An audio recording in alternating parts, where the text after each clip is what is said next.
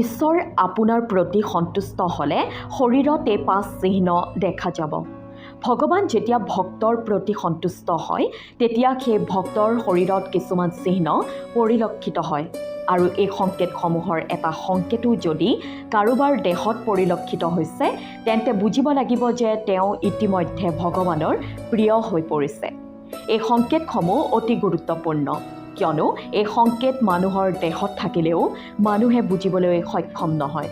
প্ৰথম সংকেত হৈছে যি ব্যক্তিয়ে সঠিককৈ নিজৰ দিনটো বুজি উঠে বা বুজি পায় ভগৱানে তেওঁক নিজৰ প্ৰিয় পাত্ৰ কৰি লয়।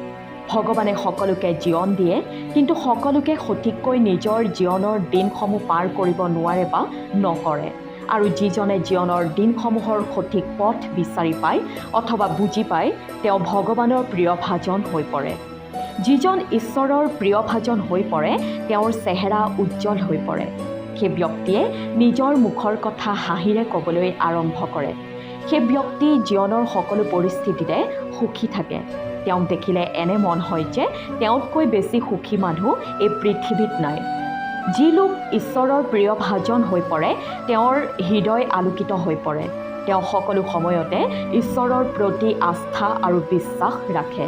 বাস্তৱত তেওঁৰ স্থাৱৰ অস্থাৱৰ কিবা থাকক বা নাথাকক তেওঁৰ হৃদয় ইমানেই প্ৰফুল্লিত হৈ থাকে যে তেওঁ কিবা কিছু পাবলৈ কোনো লিপ্সা নাৰাখে।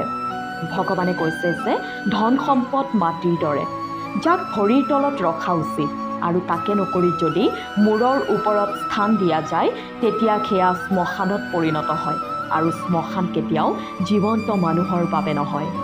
তৃতীয়তে যেতিয়া ভগৱান কাৰোবাৰ প্ৰতি প্ৰসন্ন হৈ পৰে তেতিয়া তেওঁৰ শৰীৰ আশ্চৰ্যজনক শক্তিৰে ভৰি উঠে। তেওঁৰ হৃদয় ভগৱান প্ৰদত্ত শক্তিৰে প্ৰফুল্লিত হৈ পৰে। ফলত তেওঁক কোনো ধৰণৰ অপশক্তিয়ে বশ কৰিব নোৱাৰে, হেৰুৱাই পেলাব নোৱাৰে। যিকোনো অশুভ শক্তিৰ সৈতে যুঁজিবলৈ তেওঁ শুভ শক্তিৰ প্ৰয়োজন সেয়া ভগৱানে তেওঁৰ ওপৰত অৰ্পণ কৰে। ভগৱানে যাক প্ৰিয় পাত্ৰ কৰি লয় তেওঁ সময়ে সময়ে কিছু অনাকাংক্ষিত পৰীক্ষাৰ সন্মুখীন হ'বলগীয়া হৈ পৰে। সেই পৰীক্ষা বাস্তৱত ভগৱানে লয় আৰু তেওঁ প্ৰমাণ কৰিব বিচাৰে যে তেওঁৰ প্ৰিয় ভক্ত সদায় ভগৱানৰ সিদ্ধান্তৰ ওপৰত সন্তুষ্ট আছে নে নাই। আৰু যি ভক্তই সদায় ভগৱানৰ সিদ্ধান্তত সন্তুষ্টি প্ৰকাশ কৰে তেওঁ সদায় ভগৱানৰ প্ৰিয়ভাজন হৈ থাকে আৰু সেই লোকৰ মনত ভগৱানে সমস্ত জগতৰ প্ৰতি প্ৰেম ভালপোৱাৰ সঞ্চাৰ কৰে। সেই ব্যক্তিয়ে সমস্ত পৃথিৱীক সৰ্বাংগ সুন্দৰ ভাবিবলৈ আৰম্ভ কৰে।